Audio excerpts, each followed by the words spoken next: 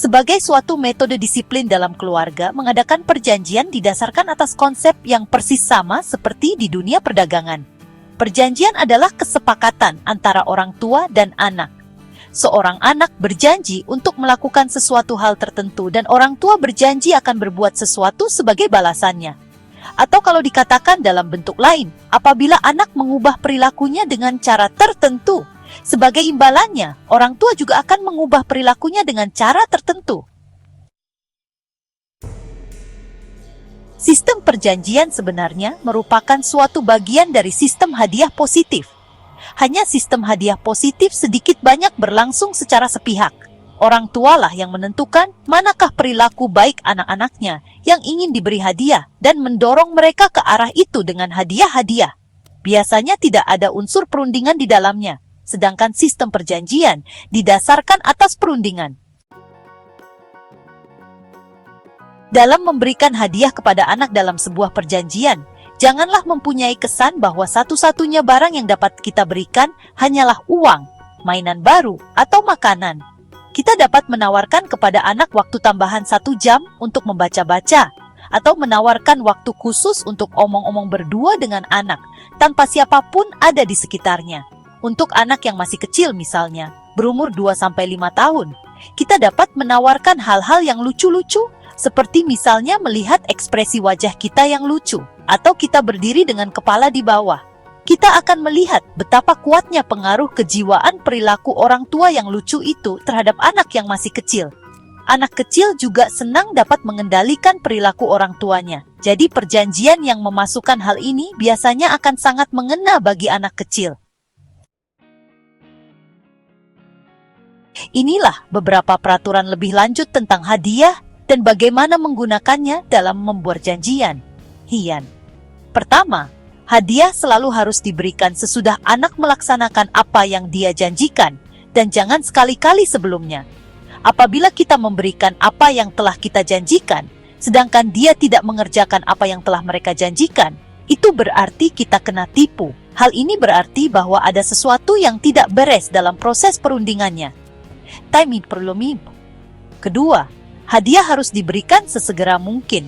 Hal ini didasarkan atas kenyataan psikologis bahwa semakin cepat hadiah itu diberikan, semakin besar dayanya untuk memperkuat perilaku baik yang tercantum dalam perjanjian.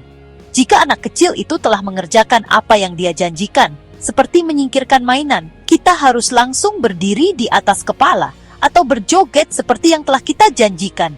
Dengan anak yang lebih besar, kalau hadiahnya menonton bioskop pada hari Sabtu karena dia telah membersihkan kamar tidurnya tiap hari Selasa, sebaiknya dibuat sebuah daftar yang diisi setiap hari segera setelah anak itu membersihkan kamarnya. Ini memberikan suatu hadiah langsung dan merupakan jaminan yang dapat dilihat bahwa pada hari Sabtu benar-benar akan nonton bioskop.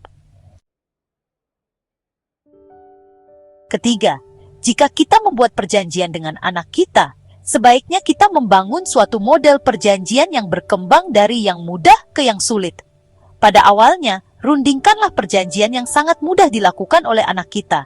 Terimalah janji yang benar-benar kita yakini bahwa dia pasti dapat mengerjakannya dan memang mau melakukannya. Setelah itu, kita bisa sedikit demi sedikit membuat perjanjian yang lebih menantang. Keempat, penting juga untuk memberi anak kita kebebasan untuk mengeluh dan mengomel, selama dia tetap melakukan apa yang sudah disepakati dalam perjanjian. Kalau anak mengomel atau mengeluh, itu artinya dia sedang mengekspresikan perasaannya, dan sebenarnya tidak ada yang salah dengan itu. Bagaimanapun, perjanjian itu hanya menetapkan bahwa dia harus tetap mengerjakannya, bukan harus selalu senang melakukannya. Jadi ingatlah pembedaan penting antara perasaan dan tindakan si anak. Kelima, hindarilah membuat perjanjian atau daftar periksa yang memberi nilai kepada anak untuk perilaku baiknya. Cara seperti ini hampir selalu berdampak buruk. Saat anak tidak mendapat nilai karena berbuat sesuatu yang tidak baik, dia bisa langsung merasa marah dan bersikap masa bodoh. Daftar periksa seharusnya hanya memuat nilai untuk perilaku yang baik saja. Dengan begitu, anak tetap termotivasi untuk mencapai tujuannya, bahkan kalau dia hanya mendapatkan sedikit nilai di awal. Tidak memberikan nilai untuk perilaku yang tidak baik, biasanya malah membuat anak kehilangan semangat dan jadi marah. Dia bisa saja langsung menyerah, atau bahkan menyabot perjanjian itu sendiri. Sebagai hasil tambahan, kalau kita mengajarkan perilaku baik kepada anak dengan menggunakan perjanjian, kita juga secara tidak langsung melatihnya seni berunding. Ini akan sangat bermanfaat, apalagi ketika dia nanti masuk ke dunia orang dewasa. Setelah anak kita terbiasa membuat perjanjian, mungkin kita akan melihat bahwa dia mulai mengambil inisiatif untuk mengusulkan perjanjian kepada kita, terutama untuk hal-hal yang memang benar-benar dia inginkan. Tentu saja, ini akan menempatkan kita pada posisi yang sangat menguntungkan untuk membuat perjanjian yang berarti bagi kedua belah pihak. Kalau anak-anak sudah terbiasa dengan perjanjian, kadang kita bisa mendengar mereka berkata satu sama lain, atau pada temannya seperti, "Hei, saya akan membuat perjanjian dengan kamu." Break Tami. Sekali anak kita yang mulai remaja terbiasa dan merasa nyaman dengan perjanjian, kita punya satu teknik yang dapat terus digunakan pada masa remaja.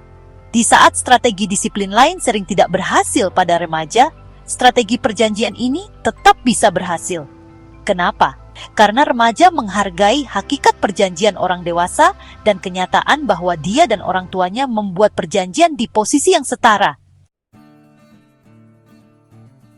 Kalau perilaku yang kita perhatikan sudah bisa dikendalikan, artinya kita tidak lagi membutuhkan perjanjian yang resmi.